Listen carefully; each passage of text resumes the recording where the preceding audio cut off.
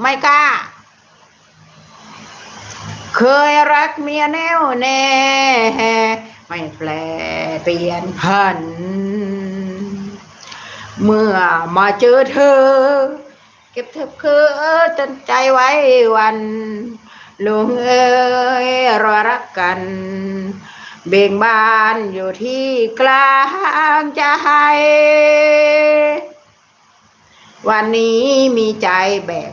ไปเป็นสองเมียรู้เมียจะต้องจิตใจเพียงไหนก็เดือกเองใช้จำมาได้เจ้าเถียงกับค่อยอยู่